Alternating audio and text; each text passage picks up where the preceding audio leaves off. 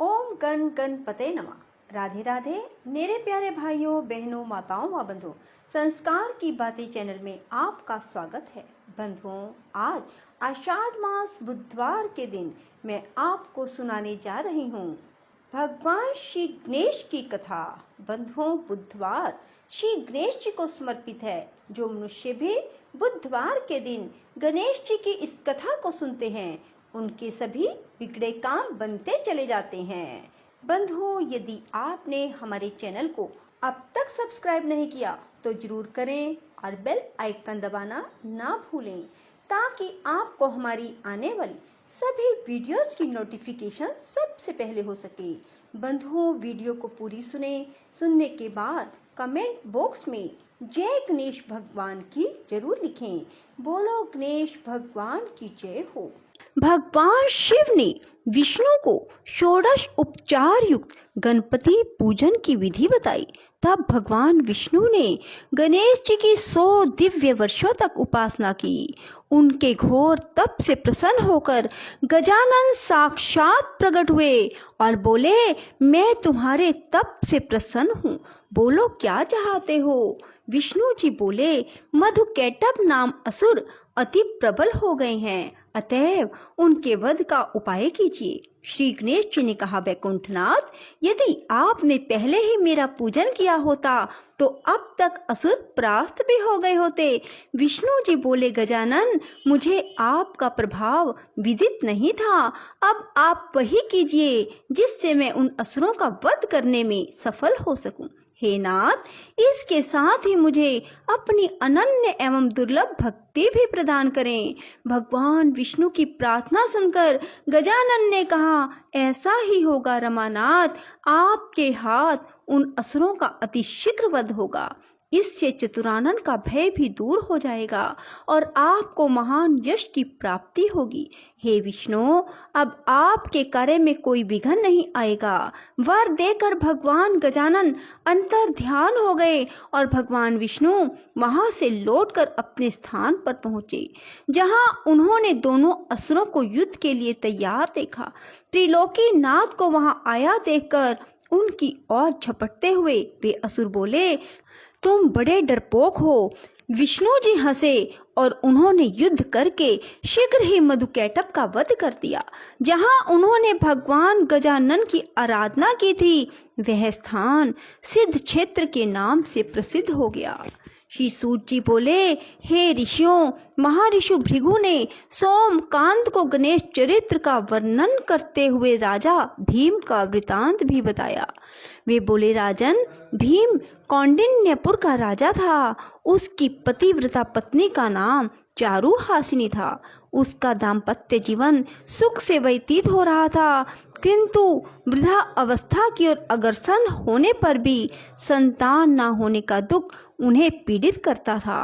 राजा ने राज्य अपने विश्वास पात्र अमात्य को सौंप दिया और स्वयं वन को चल दिया। वह वन में भ्रमण करता हुआ महर्षि विश्वामित्र के आश्रम में पहुंचा तो महर्षि ने उसकी ओर देखा और पूछा, तुम कौन हो और यहाँ किस उद्देश्य से आए हो। राजा बोला, प्रभो, विदर्भ देश का राजा हूँ। कौंडिन्यपुर मेरी राजधानी है। मेरा नाम भीम है। मेरी वृद्ध अवस्था आ पहुंची, लेकिन संतान सुख अभी तक प्राप्त नहीं हुआ, इसीलिए आपकी सेवा में उपस्थित हुआ हूँ। मैं नहीं जानता कि मुझ जैसे कर्तव्यनिष्ठ एवं धर्मज्ञ व्यक्ति को भी इस दुर्भाग्य की प्राप्ति क्यों हुई। महर्षि ने कहा, राजन, पूर्व जन्म में तुमने भगवान गजानन का अपमान किया था। फलस्वरूप इस जन्म में निसंतान हो। यदि उन्हें प्रसन्न कर लो तो तुम्हें अब भी संतान सुख से वंचित नहीं रहना पड़ेगा। राजा ने पूर्व जन्म के वृतांत की जिज्ञासा व्यक्त की तो महर्षि विश्वामित्र बोले, महाराज, तुम्हारे कुल में बहुत पहले भीम नाम का एक अन्य प्रतापी राजा हुआ था। उसकी पत्नी सुंदर और पतिव्रता थी। उससे राजा को एक पुत्र की प्राप्ति हुई जो गूंगा, बहरा और विकलांग था। उसके शरीर से दुर्गंध आती थी। माता पिता ने उसका नाम दक्ष रखा।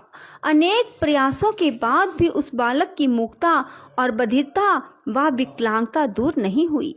हे राजन, किसी ने राजा को परामर्श दिया कि यदि बालक अपनी माता के साथ तीर्थाटन करे तो संभव है कि इसके रोग दूर हो जाएं। परामर्श अनुसार राजा के आदेश से रानी अपने पुत्र को लेकर तीर्थाटन को चल पड़ी। मार्ग में चोरों ने उसे लूट लिया, यहाँ तक कि उसके पास जीवन यापन के लिए भी धन नहीं रहा। तब उसने एक शिव मंदिर में शरण ली और बालक को वहीं छोड़कर भिक्षा मांगने हेतु एक गांव में गई। पीछे से उस मंदिर में एक धर्मज्ञ ब्राह्मण आया। उसके शरीर के स्पर्श मात्र से वह बालक निरोगी हो गया। रानी शिवालय में लौटी तो अपने पुत्र को सुंदर और निरोगी देखकर बड़ी प्रसन्न हुई। उसने ब्राह्मण देवता का पता लगाया तो ज्ञात हुआ कि वह धर्मज्ञ ब्राह्मण गणेश जी का उपासक था। बाद में उसने रानी को भी गणेश जी की उपासना का उपदेश दिया।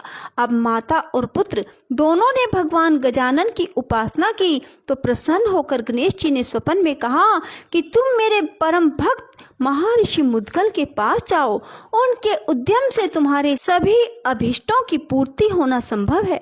महर्षि भृगु ने कहा, हे सोमकांत, विश्वामित्र ने भीम को आगे का वृत्तांत सुनाते हुए कहा कि वो दोनों मुद्गल के आश्रम की खोज में काफी समय तक जंगलों में भटकते रहे। तब बाद में एक दिन उन्हें वह आश्रम मिला। वहां महर्षि मुद्गल को उन्होंने अपना सब वृत्तांत सुनाया तो महर्षि ने श्री गणेश के एकाक्षरी मंत्र गम के अनुष्ठान का उपदेश दिया। बंधुओं, गम शब्द बहुत ही अधिक शक्तिशाली है। यदि आप भी भगवान श्री गणेश जी के गम शब्द का बार बार जप करते हैं तो ऐसा हो ही नहीं सकता कि आपकी मनोकामना पूरी ना हो। सो बंधुओं, गणेश उत्सव के दिनों में ही गम शब्द का अधिक से अधिक उच्चारण करें।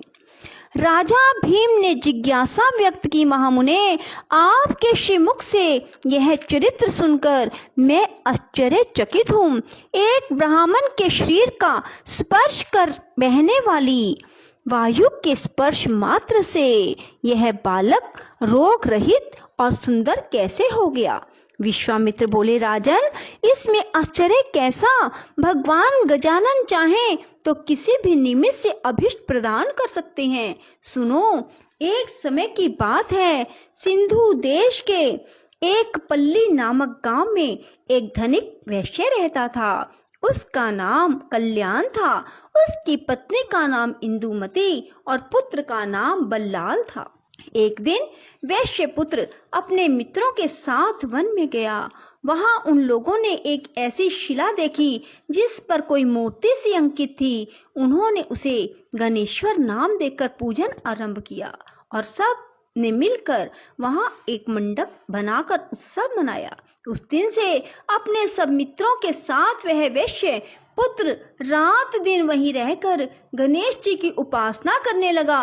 जब वे घर नहीं पहुंचे तो माता पिता को चिंता होना स्वाभाविक था। वे उन्हें ढूंढते हुए उस जंगल में आए और सब बालकों को उपासना आदि में लगे देखकर उनके माता पिता आदि ने कल्याण से कहा, कल्याण, तुम्हारे पुत्र ने हमारे बालकों को भी पागल बना दिया है, जो अरण्य में पड़ी हुई शिला का पूजन आराधन कर रहे हैं।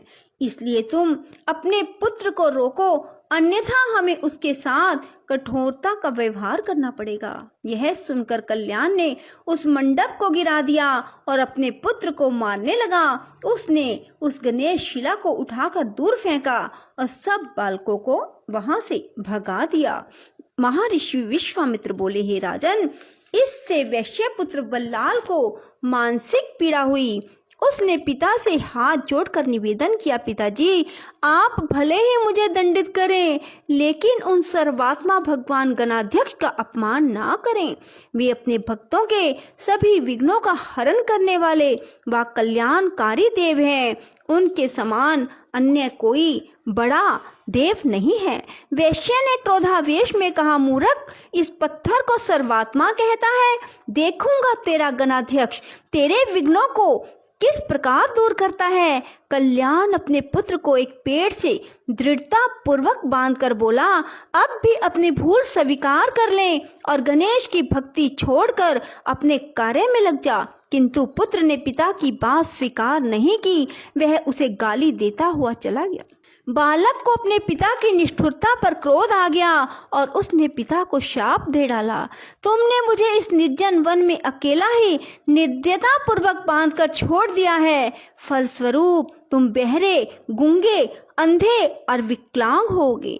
काफी समय व्यतीत होने व वृक्ष से बंधा रहने के कारण बालक थक गया। रस्सी के बंधन उसके कोमल अंगों में चुभ गए।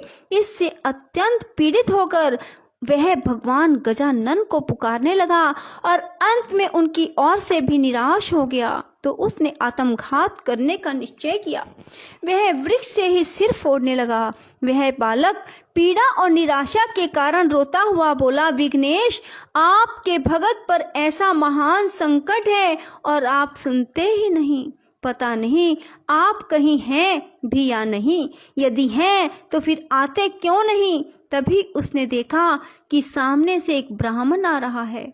उसने तुरंत बालक के बंधन खोले और सिर पर हाथ फेरते हुए कहा, बस तुम्हारी पुकार सुनते ही तो मैं यहाँ आ गया हूँ।